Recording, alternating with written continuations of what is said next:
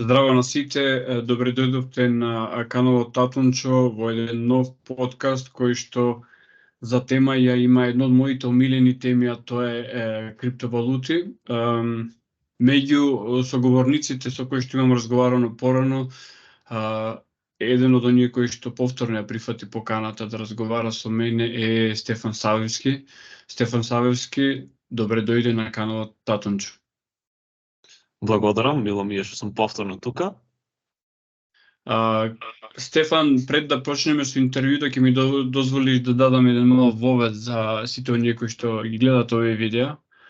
Значи, на каналот Татунчо има разновидни видеа, не е едно за една тема или за повеќе теми, и многу луѓе, кога нема да им се погоди темата, знаат да ми пишат со негодување. Значи, тоа е како луѓе што очекуваат видеа за филм, ќе им се погоди видео за музика и сега имаме негодување тука. Ова е разноврсен канал, нити стриктно се видеата за крипто, нити па за било која друга тема. Така што овде се обидувам да понудам креативни содржини и тоа мислам дека последниот период беше забележан од публиката, има зголемен наплив на нови сабскрајбери, што е нешто што многу ме радува мене. Исто како што, благодарение на тоа и луѓето кои што очигледно немаат попаметна работа, па висат на интернет и создаваат, односно собствените проблеми ги проектираат на креативната работа на другите луѓе, но претпоставувам дека тоа е дел од станувањето видлив на интернет. Стефан, ние последен пат разговаравме 2021 година, значи сега сме на крајот 2023, значи речи си 2 години поминале. Што се случи кај тебе во твојот професионален живот, кои се промените и што ново имаш денеска да ни кажеш и раскажеш? Се случија многу интересни работи. Ние фативме да правиме муабет последниот пат, кога јас бев само на почетокот на откривање што е крипто и гейминг и уште по длабоко play to earn gaming, луѓето што може да заработуваат пари од видеоигри. Тогаш тоа беше феномен, сите беа заинтересирани, тогаш стана популарна играта Axie Infinity, сите сакаа да направат многу пари, ние исто, како неколку пријатели се собравме да го направиме тоа, но нашата визија беше малку поголема и сакавме тоа да го скалираме. Отидовме на настан кој се вика Techstars за стартапи, добивме идеја како да направиме од општото заработување на пари од видеоигри нешто што се вика фирма. Победивме на еден настан каде што се рушеше Гинисов рекорд во Македонија.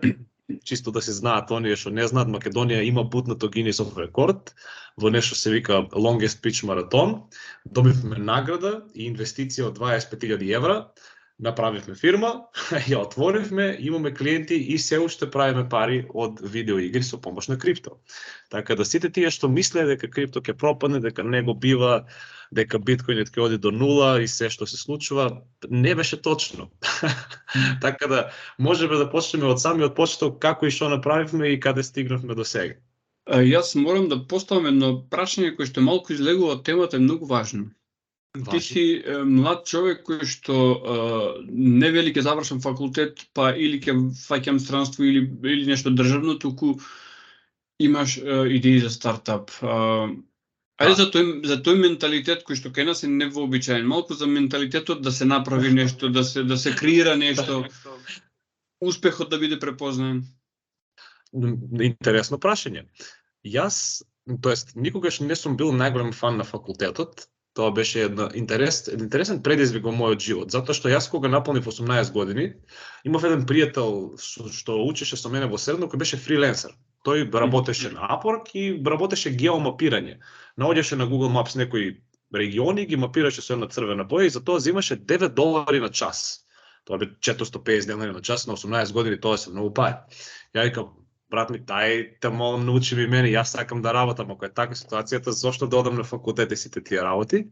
И јас тогаш прв пат почнав со нешто со фриленсингот. Се направив профил на Upwork, почнав да аплицирам на работи и аплицирав отприлика 200 пати за да некој ме прими на работа.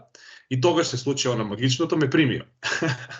И работев 2 недели за $5. Тоа беше доста интересен процес. Имаше една фирма која се вика Hummingbird, колибри на нашки. и сакаат да го победат Google. Како? Со користење на луѓе кои ќе гуглаат на одговори на тие прашања што некој ги поставува кај нив. Се измачив тие 2 недели, ама првите $5 значи дека ќе имаат уште некоја работа. И тогаш фатив една по една работа по работа и почнав да работам со пишување, работев као копирајтер некои добри 5-6 години и додека учев на факултет пишував, си работев од дома. Моите не ми помагаа за факултет, сакав сам да си го сработам тоа. Имав една шанса, а тоа беше дали да одам тој период на одмор или да полошам за возачка, тоа ми го понудија моите, и јас реков сакам и двете и морав да работам. Така да, целиот период додека студирав, јас сакав да си направам нешто свое. Од секогаш ме интересирало тоа бизнис и сите тие работи, затоа што знам дека во Македонија платите не се многу големи, ако ти си инженер, едно нешто што го видов во весниците додека се уште студирав беше дека асистентите на некои факултети земаат по 15.000 денари. А сега замисли, завршуваш електро, што важи за еден од најтешките факултети во Македонија и општо некаде, да кажем, на Балканот, и ајде и го завршив, но сепак парите што ќе ги заработиш за тој труд не се тие што ги сакаш. Затоа одиш на светскиот пазар како фриленсер и гледаш дека сето е возможно. И е возможно од Македонија, што ми беше на мене некако најчудно. Може да седиш тука, да правиш пари и да си тераш она што сакаш да си го правиш. Стефан, очигледно многу луѓе ден денеска кога интернетот е станат секојдневен, не ги сваќаат можностите на интернетот. Еве, оваа работа, јас не сум во Македонија, многу ме навелат кој ќе додеш па да се видиме па да направиме интервју. Не сваќаат леснотијата на оваа комуникација и правењето на ваквите интервјуи. Една одлична апликација која што е 20 години стара како што е Skype и нуди неверојатни можности. Не секој може да ја користи, не секој знае да ја користи. Луѓето се виснати само на Facebook, нешто што е апсолутно губење и време и пари, а корисните работи кои што интернетот ги нуди, Upwork, претпоставувам, малку луѓе ја знаат како апликација која што, односно како страна која што нуди неограничен, односно светот станува полека да што ти можеш да бараш работа. Дали е тоа Америка, дали е тоа Кина, не знам, Јапонија, Виетнам. Сега зборувам на паметно, фирмата која што ќе ти даде работа може да биде од било каде. Секако. Тоа може да биде и човек, да кажеме, на некого му треба некој лесен проект и ти само дојдеш и го завршиш. Јас имам работено за некои рандом индици на кои ги им требало нешто ситно да се напише, до фирми као NordVPN. Значи тоа до тебе зависи колку длабоко ќе одиш и колку високо сакаш ти да се котираш помеѓу сите останати луѓе што се на таа платформа. А недостигна работна сила има секаде, така да само треба да се мачиш, да учиш и да работиш. Толку едноставно, не е ништо комплицирано. Ние не се видовме од 22 година и 22 година луѓето кои што, 21 кога разговаравме прв пат, беа супер ентузијасти, групата, за групите за криптовалути секојдневно беа полни со коментари и со постови. Кога се случи 2022 година, многу луѓе замрзна и јас тој период го нарекувам криптозима. Затоа сите го викаат така. Многу луѓе своето незнање го платија дебело. Да. Како го поминати тој период, таа 2022 година? Како ги набљудуваше тие процеси? За мене, реално, 2022 година беше најдобра година до сега. Сега зависи кого што ќе прашти, кој што има направено. Black Friday. Black Friday се е на попуст од една страна, а од друга страна, додека сите губат пари, сите паничат, одат на нешто друго, да кажеме дали ќе е тоа AI или ќе одат по некоја пирамидална шема или што сака нека е. Оно што е реалното, самата технологија, дали ќе се самите игри, значи сите сметат, ова е нешто многу интересно во самиот крипто сектор што го гледам и општо во сите сектори, дека ако снема пари, да кажеме сега биткоинот не вреди 70.000, сега вреди 20, сите тие што работат на сите останати проекти ќе престанат да работат. Обратното се случува. Сите работат повеќе за да стигне повторно до оно што е било. Значи на сите оние игри од кои што се заработувало и на нив им се сака да бидат подобри и успешни и да се вратат сите луѓе што ги играле. Така да сите работат многу повеќе. Еве ќе го земам пример Axie Infinity. Тогаш имаше само една игра. Сега има преку 20. 12 мислам дека се моментално. И тие ствари, буквално денес излезе нешто ново што е поврзано со самите игри што ќе се случува, со тие мистични акции или тие NFT што ќе се случува. Сите проекти работат, добрите проекти работат. Така да сето она што е дали некој ќе биде успешен или не, доаѓа до она колку се истражува и колку време има вложено во да научи кои се добрите проекти и да избере што е она златно помеѓу оние стотите црни точки што ги има таму. Така, сега како на тоа се надоврзува проектот кој што ти и тимот што е со тебе? Ја гледав страната, гледам дека сте така еден поголем тим кој што работите на тоа вашиот проект, ако сакаш да ни го представиш малку. Да, нашиот проект се вика Cryptor. Тоа е платформа која што ве поврзува, општо сите ги поврзува со искусни Web3 геймери или Play to Earn геймери. Практично што правиме ние? Наједноставно кажемо. Од крипто игрите може да се заработуваат пари. Ние тоа го дознавме, купивме многу NFT во Axie Infinity и ги дадовме на нашите пријатели да ги играат. Но со текот на времето тоа не беше профитабилно за нив и најдовме филипинци, луѓе од Филипините кои може да играат вместо нас. Така да го аутсорснавме нашиот цел процес таму. Сега, кога некој ќе дојде на нашата платформа и кога ќе купи пакетот кај нас, ние со тие пари купуваме аксиња кои ги даваме на филипинци да ги играат, а профитот од самата игра се дели помеѓу сите нас. Практично сите заработуваме. Тоа е целата поента, а со текот на времето сакаме да еволуираме во нешто што се вика Upwork за геймери, поврзано е со тоа што јас бивам работено претходно. Значи, еден целосен, тоа се вика job marketplace за играње, за Play to Earn игрици, дури и за фриленсери, за се може да биде. Така да сега сме во процесот на барање на нова инвестиција, да градиме уште повеќе, да влегуваме во акцелератори, да се поврзуваме со луѓе кои се во тој сектор и да направиме нешто што е многу поголемо од она што го имаме сега. Спомна еден термин кој што претпоставам многумина го имаат слушното, може би го разбират, не го разбират, ајде да го дообјасниме, Web3. Web3, тоа е, ајде нека биде наједноставно кажано сето она што е поврзано со крипто. Значи блокчейн, крипто и Web3 можеме да ги кажеме како синоними. Да не навлегуваме многу длабоко, затоа што може да се искомплицира, нека остане на тоа едноставното. Дали сега во целава работа, значи, еден корисник кој што би се логирал, би купил пакетот кај вас, има потреба од предзнање, има потреба од посебни криптоновчаници? Не. Менувачници, како функционира? Како функционира од юзерска страна? Од юзерска страна, ова ни беше на нас главниот проблем, затоа долг период немавме никакви клиенти, а тоа беше што ние имавме можност за плаќање само во крипто. И луѓето, за да можат да прават било што, можеше да научат што е берза, што е крипто, да купат крипто, да го пратат на децентрализиран паричник и тогаш да купат нешто и да подпишуваат паметни договори, тоест смарт контракти. Сега најдовме една, да кажеме, услуга, тоа е сервис, кој се вика Crossmint, кој им дозволува на луѓето со кредитна картица тоа да го направат многу едноставно. И сега имаме два методи, и со крипто, и со кредитна картица. Така да зависи кој колку знае или не знае, може да си бира.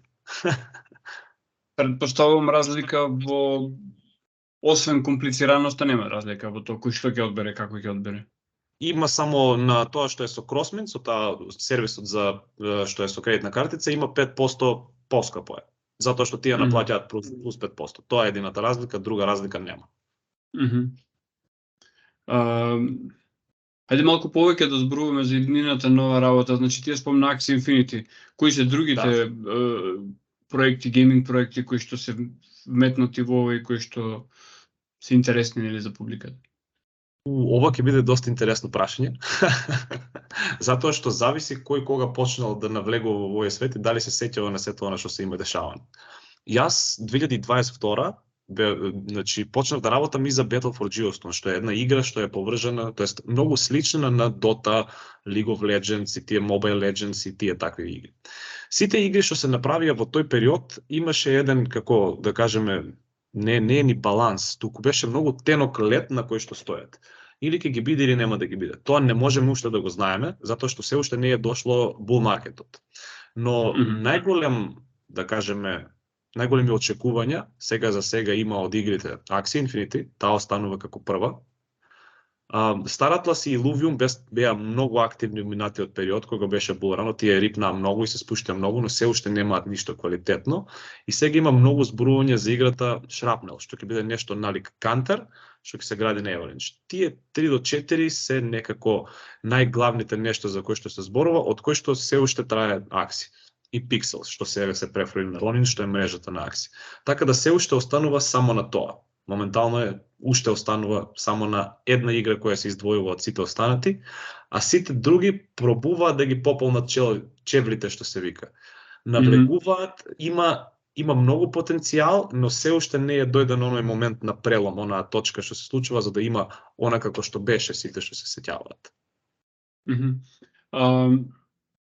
Го спомна булранот, значи како, ајде да го доловиме моментот, знаеш, имаше голем пад на биткоинот, јас мислам дека тогаш беше првото поврзување на биткоин со реалната економија, во смисол 2022 година беше катастрофална економска година.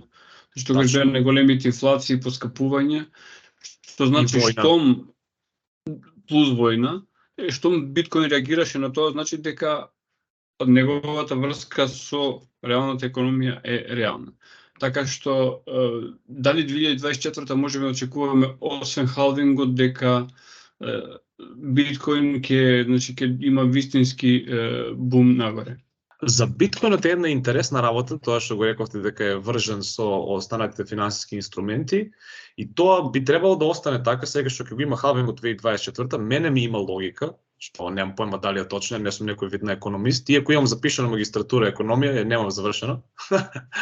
Интересното е тоа што можеби. Сето тоа што се случува на Wall Street или за акции, дали ќе порасне или нема да порасне, е можеби. Затоа што ако некој знае со сигурност, би бил најбогатиот човек на светот. Не го знаеме тоа, така да единото нешто останува да кажеме е можеби. Истото значи и за игрите и за сето она што се случува. Стефан, една многу интересна работа е дека многу луѓе одат на, јас тоа го викам кладилница менталитет. Ќе вложиме тука или ќе вложиме таму, а самиот ти имаш многу знаење, самиот кажуваш дека не можеш да бидеш сигурен во предвидувањето, а истовремено, значи, едукацијата на тема крипто, колку е, затоа што ова е комплексно, не е само финансии. Колку е важна таа едукација? Екстремно многу. Екстремно многу. Едно интересно нешто што ви сакам да го споделам тука, што рековте криптоедукација, ќе ги земам Филипините за пример, затоа што сега ние сме во контакт со филипински играчи. Банките во Филипините, значи ова е интересно, банки во Филипините прифаќаат плаќања во гейминг токени, во гейминг крипто токени. Значи тоа бе буквално нашите играчи може да одат во продавници да купат леп или намирници или што сака некај со заработеното она што го имаат од самата игра. И тоа не е никаков проблем. Државата проба да внесе оданочување на заработките направени од крипто игри во Филипините. Толку беше тоа актуелно и се уште е, што е многу интересно. Додека кај нас такво нешто нема и мислам дека ќе го нема уште некој добар период. Затоа што многу малку луѓе знаат за крипто и оние што знаат, мислат дека тоа е нешто за криминалци, за нешто тргување или знаеш да правиш пари, нешто магично. Биткоинот е нешто магично и сакаат да ги стават сите пари во едно нешто и да сметаат дека тоа ќе се случи. Тоа напротив не е така.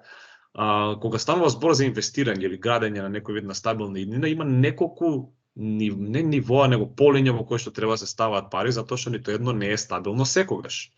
Тоа се злато, недвижнини, хартии од вредност, тоа се оние државни обврзници, тоа се акции и крипто. Тоа се тие пет. Не, сега шестото не ми ни текнува, али тоа е прилike. Едно од тие пет секогаш ќе биде актуелно. Зависи само до економијата. Економијата секогаш ќе оди напред, така да некој убаво распредалба во тие ствари, зависно од кој каков тип на инвеститор е, дали сака екстремна сигурност, екстремен ризик, тоа се зависи на индивидуално ниво. Пример, ние, затоа што сме млади, можеме да трпиме поголем ризик, ставиш повише пари во крипто, ама не ти менја. Како старе човекот што повеќе обавези има, секако ќе се оди на кај оние посигурните работи.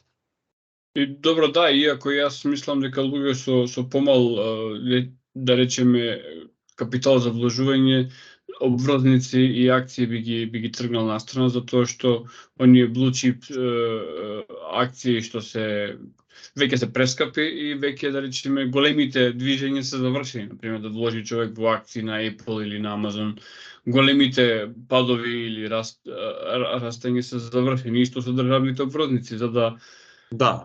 Имаш 1% колку што даваат камата или колку даваат камата за да имаш Да. било каков ќар, треба да имаш многу и треба да имаш на долг временски период. Што значи, Да. еве, сумата која што ја спомна дека сте добили како грант 25.000, во такво нешто само би ти била заробено, повеќе инфлација ќе изгубят колку што би било заработка. Да, ама ние таа инвестиција, само да специфираме, ја искористивме за да кажеме да почнеме да работиме, да направиме фирма. Секако тоа има трошоци, плати и си тие такви работи. Затоа искористена таа инвестиција. Со оглед на тоа дека во Македонија за гейминг имам, значи слушам од како излезен Windows 95, а тоа е многу време. Значи скоро 30 години. Колку е развиена оваа култура на гейминг во Македонија, ма гейминг култура во смисол да се создаваат и заедници, да се создава и еве и вакви иницијативи каде што од тоа ќе се создаде и рентабилна иднина. Интересно прашање, затоа што мислам дека Македонија котира на доста добро ниво на Балканот, затоа што самите луѓе кои што земаат пари од е-спортови, тоа се нели пари од игри или од надпревари или што и да е, ние имаме начин да ночиме тие пари, додека да кажеме држави кои што се као Босна немаат. Ние со Battle for Geostorm бевме на еден не семинар, туку немам појма како се вика тоа, саем на економија, каде што не викаше премиерот на кантон Сараево да отидеме и да им објасниме на нив како тоа да земаат пари од игри. И ние им рековме дека ние имаме даночна структура што може да биде дозволено да луѓето земаат пари од е-спортови. И сега тие пробуваат тоа да го имплементираат. Така да ние сме на доста добро ниво. Има често, барем на мене ми излегуваат, не знам дали е тоа до алгоритмите што се нови на социјални мрежи, дека има некои дали надпревари со доста големи награди, дали ќе биде тоа некои собиранки на луѓе што ќе играат видеоигри. Во Куманово, пример, има околу 6 гейминг студија, што тоа е доста добро. Во Македонија работат само нели кладилници и казина, ама има и гейминг студија, така да тоа е добро. Многу подобро за разлика од оние другите две. Јас би го нарекол еден вид на дигитален спорт, така што апсолутно ако треба да се спореди со кладилници и казина, споредбата не држи место. Каде според тебе ќе се движи, да речеме, криптокултурата во Македонија, бидејќи во Македонија се уште сме на некаква половичност. Луѓе често прашуваат каде да купам крипто, каде да продадам крипто. Мислам дека тој проблем уште е нерешен. Имаше некои иницијативи за легализација, иако не гледам што треба да се легализира, само треба да се донесат нели законски регулативи кои што тоа би го регулира, не да го легализираат. Да не зборувам јас каде во Македонија иднината на криптото во овој смисол. Иднината на Македонија со крипто може да се каже дека ќе почне кога крипто ќе стане секојдневица во останатиот свет. Ние секогаш доцнеме, да кажеме PayPal одвај дојде во Македонија сега пред некој период, така да додека крипто да дојде, тоа ќе треба доста многу време. Тоа се уште го гледаат како магија. Многу луѓе не веруваат на банките и мислат дека ако им останат парите на кредитна картица, дека банката ќе ги повлече. Не знаат да користат банкомати, така да ова е некој вид на science fiction и јас би го нарекол за кај нас. Евентуално ако стане како оној булран, ќе се заинтересираат луѓето да знаат што е, ќе стават повторно по некоја пара, најверојатно ќе ги изгубат и така да тогаш можеби нешто ќе се заинтересираат. Сега еве замислете, ќе направиме фиктивно еден едукативен настан за крипто кој ќе биде бесплатен, дали ќе наполниме една цела сала во Македонија, каде и да е. Јас мислам дека нема. Реално. Нема. Некој да дојде онака да земе да научи за крипто. Нема.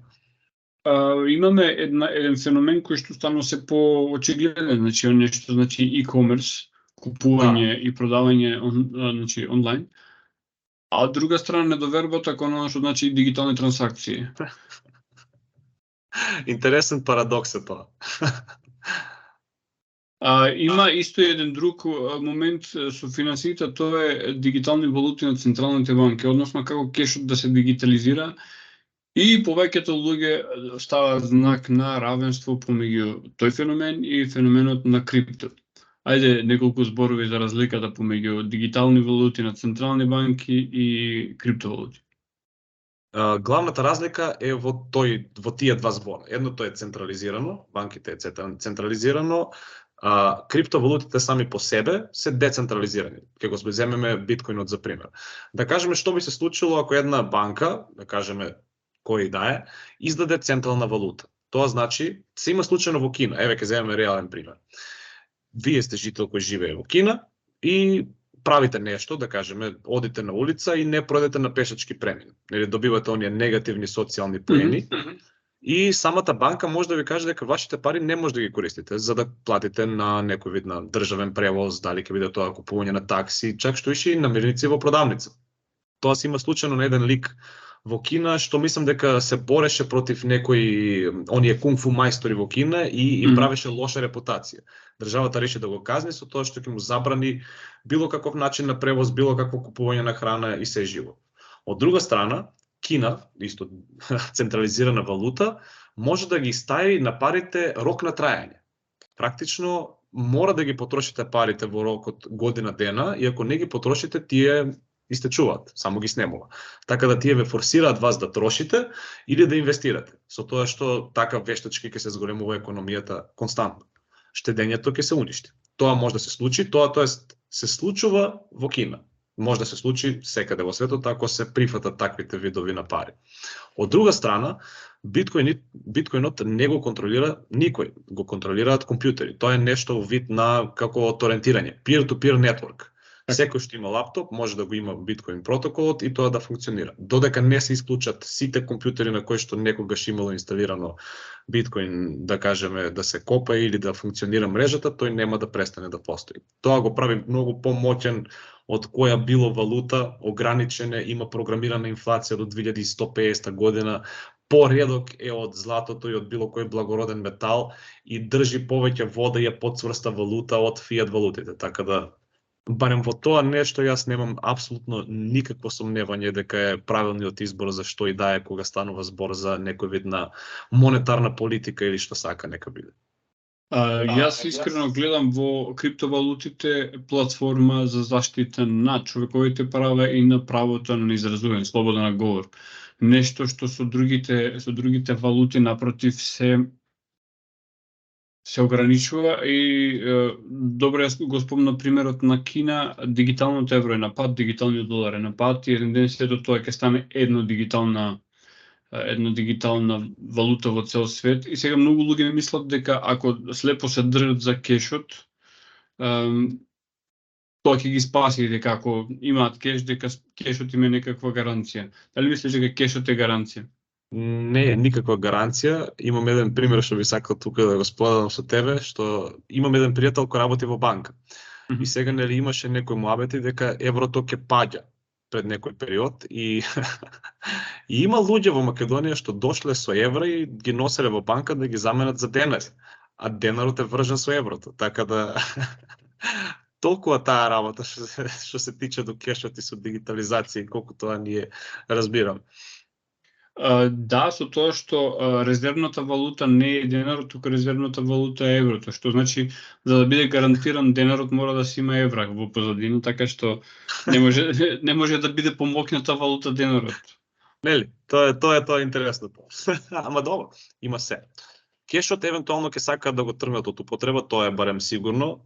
Тоа го видовме исто бе во Барселона пред некој период и таму хотелите не сакаат да примаат кеш, што беше многу чудно. Значи ти резервираш нешто преку Booking и одиш да платиш и им даваш пари, им ги даваш парите, не сакаат да ги примат.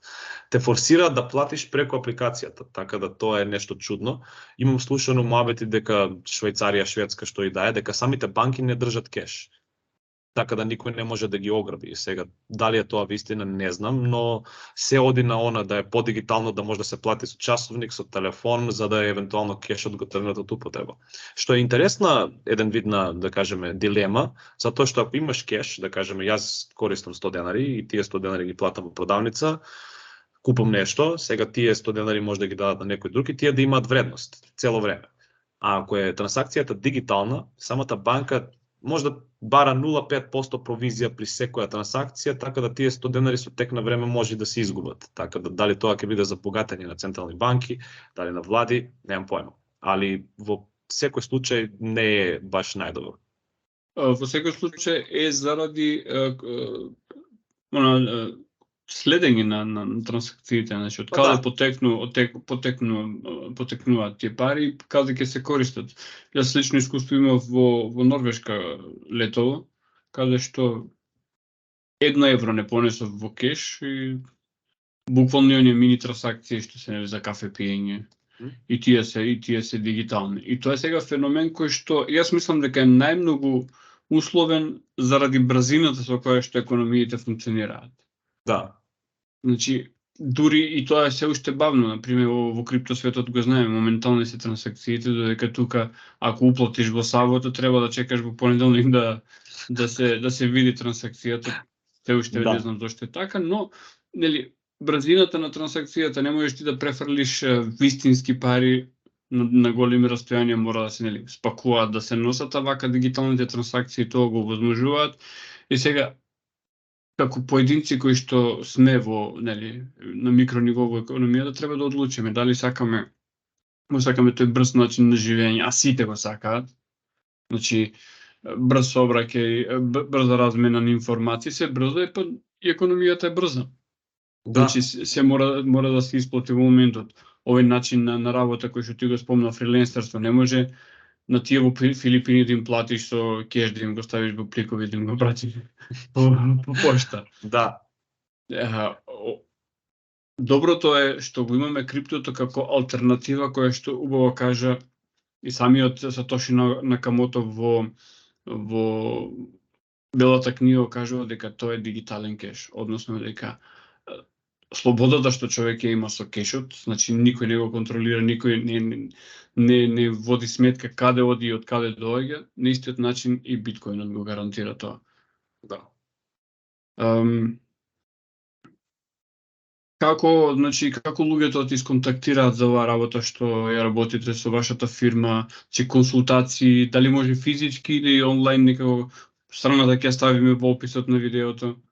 Ние се држиме на сето тоа да биде онлайн, затоа секој може да ја посети страната app.crypturn.co и има таму опција дали да не заследат на Twitter. На Twitter сме најактивни, тоа е нешто што морам да го потенцирам. И има опција да се закаже состанок со нас, така да може кој да сака некој повеќе информации, може слободно да се закаже состанок со нас, да му објасниме што и како се случува. Додека самиот процес, и што ако сакате може да навлеземе во процесот на како тоа само Македонија ги поддржува ваквите идеи како нашата. Ајде. Што направивме ние? Сега да навлезам во нашето искуство и што имаме направено и како од нешто што беше како збир на неколкумина пријатели, направивме нешто што сега е многу поинтересно и отворивме фирма. Ние ќе си почнеме од лична приказка, минатиот пат кога зборувавме, јас се играв криптоигрици. Тоа ми беше на мене интересно, се снимам за YouTube, мене ми е забавно, инаку ми го избришаа каналот на YouTube заради авторски права. Така да ако користите некоја билд на музика или што и да е што не е од авторски права, може YouTube да го избрише каналот, што ми се случи на мене. И сега си играм јас тие игрици и ми звони еден пријател од Средно и ми вика: "И сигурно имаш слушнато за играта Axie Infinity." Ја викам: "Ви имам слушнато, ама скапо е да се влезе и не разбирам нешто многу, затоа ќе треба многу време да научиме, а не знаеме што ќе се случува." Тој вика: "Јас знам точно како се игра, гледам стримери цело време. Ајде," вика, "да направиме нешто заедно." И се собираме ние, јас, тој и уште 4 пријатели, и кажуваме: "Океј, ова е многу интересно нешто, ајде ќе земеме, правиме тоа финансиски план како би изгледало доколку ние купиме акциња." Што е поента на играта? Треба да имаш 3 како покемончиња за да можеш да се бориш со други луѓе и да заработуваш пари при секоја победа, ограничен број на пати во денот. Ако направивме ние тоа, утредната купивме неколку тимови и почнавме да играме. Почнавме да победуваме, да заработуваме пари, животот беше преубав. Како и на сите што вложуваа во крипто тој период. Направивме повеќе, тие покемончиња се као имаат вид на педигре, кога се спојат акциња, така. Акциња, кога се спојат, може да се створи ново, се размножуваат. Направивме повеќе, ги дадовме на нашите пријатели да играат. За возврат тие ќе играат за без пари, а ние ќе земаме 50% од нивниот приход од играта. Значи ако се прават $10 дневно, тие ќе земаат 5, ние 5, а тие играат за џаб, не ги купуваат, остануваат кај нас. И тоа го правевме некој период, тие престана да играат нашите пријатели, најдовме филипинци и во еден момент имавме околу 100 филипинци што играат за нас, што е некој доста солиден број. И нас ни беше преубаво. Супер. И одиме на Techstars евент. Techstars сега не знам дали се води како компанија или што сака нека, организираат настани за стартапи. Сакаат да слушнат идеи од млади луѓе или од кој било и даваат, да кажеме, бесплатни веб-сајтови, кредити на Амазон и такви работи. И одиме ние до Охрид. Одиме во Охрид, презентираме ја нашата идеја што уствари правиме. На повеќето од луѓето не им е јасно како тоа функционира, како во периодот кога се правеа пари од интернет и на никого не му беше јасно тоа е магично како се случува. Ова беше уште поинтересно, затоа што е со крипто, па не само што е крипто, него и крипто игри и плюс филипинци и беше многу забавно.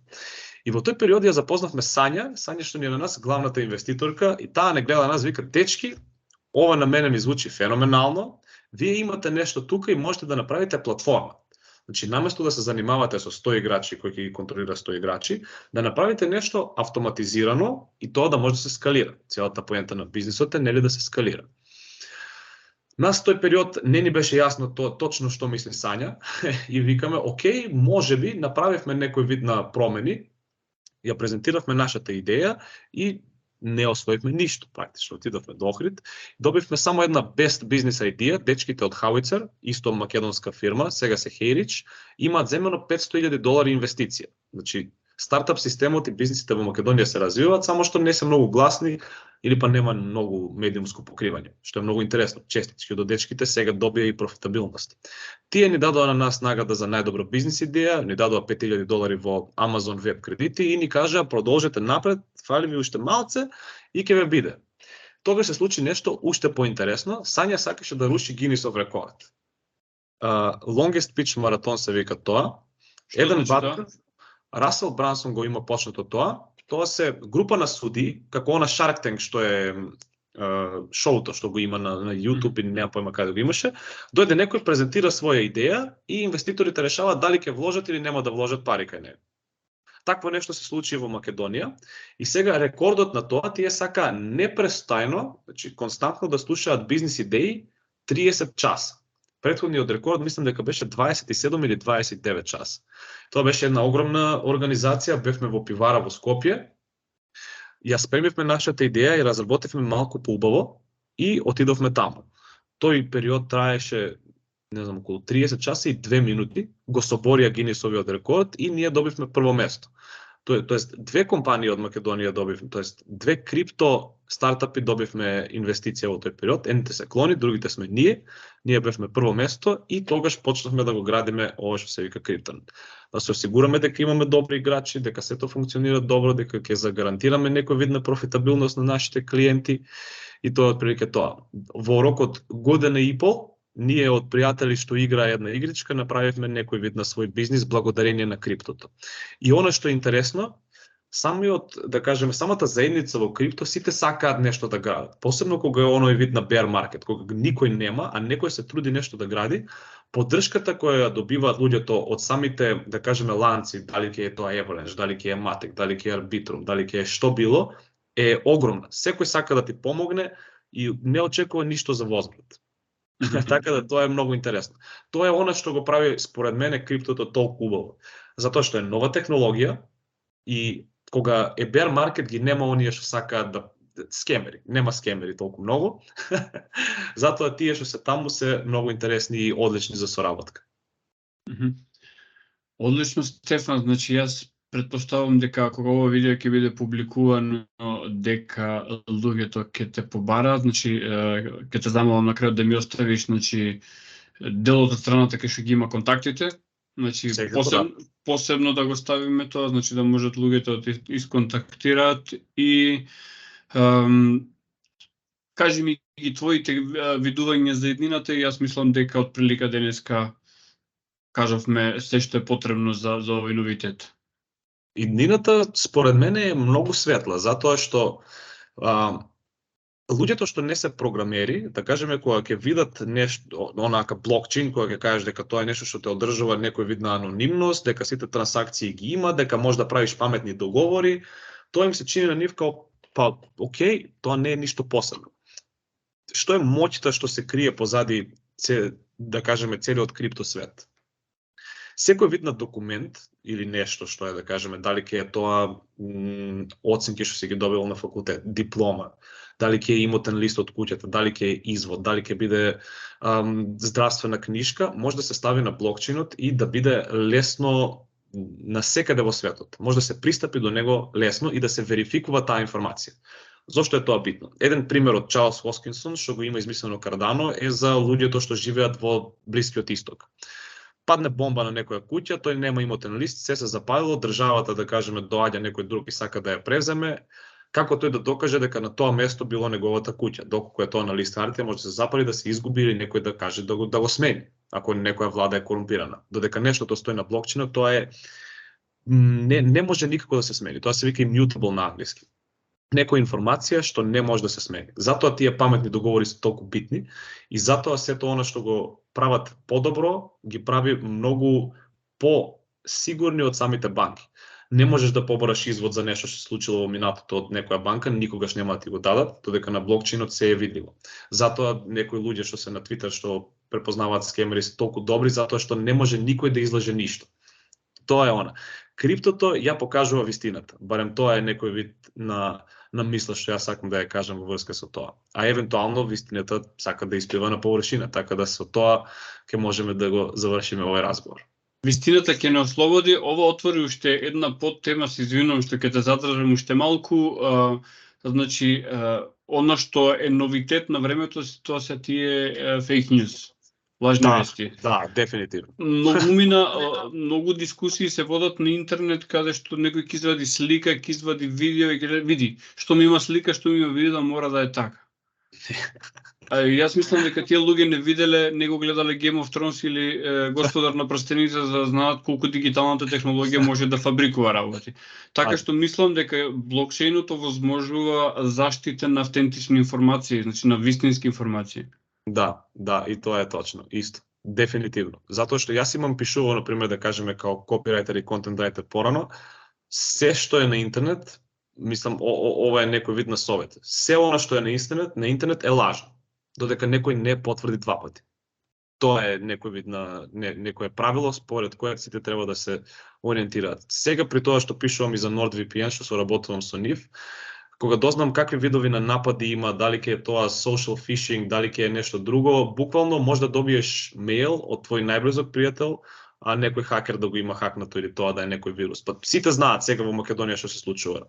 Оние, да кажеме, проблеми што се случија со дали беше Шпаркас или немам појма со која банка за студентските оброци да се верифицираат, на пошта ви стигнал некој пакет порака, ви стигнува од некој рандом број, некои мејлови дека сте среќен добитник на нешто, тоа се е секогаш фейк, така да 60% од интернетот се ботови. Профилот Фусун, како беше тој профилот што шета по Facebook? Фусун, некоја турско име жена која што пишува во пораки, односно во коментари. Што ги прелажала, да. Да, и тоа е многу интересно како луѓе можат да наседнат на тоа. Многу од луѓето, например, можеби не се задоволни со квалитетот на фотографиите и музиката што има на моите видеа, а јас знаејќи го тоа дека не секоја слика и не секоја музика, како што кажат и за YouTube, може да биде искористена, се користи тоа што е дозволено, значи да биде бесплатно. Значи некој некаде кажал, ако одат луѓето во описите на тие видеа каде што има музика, ќе видат дека сум ставил трибют, сум ставил код каде што пишува дека е дозволено бесплатно користење така натаму и така натаму. Да. Стефан, јас ти благодарам за ова гостување. Се надевам дека ќе се гледаме почесто, затоа што во ова динамична работа ќе има и многу повеќе новости. Те поканувам секогаш кога ќе имаш новитети да ми се јавиш па да ги промовирање. Значи Татунчо канал е слободен простор каде што слободни луѓе секогаш се добре дојдени. Дефинитивно, благодарам. Се надам дека во наредното ќе имаме уште цела автоматизирана платформа или па уште една инвестиција, така да тоа ќе биде нешто интересно за кое што ќе вреди да се зборува. Така добро сте. Фала. Чао, поздрав.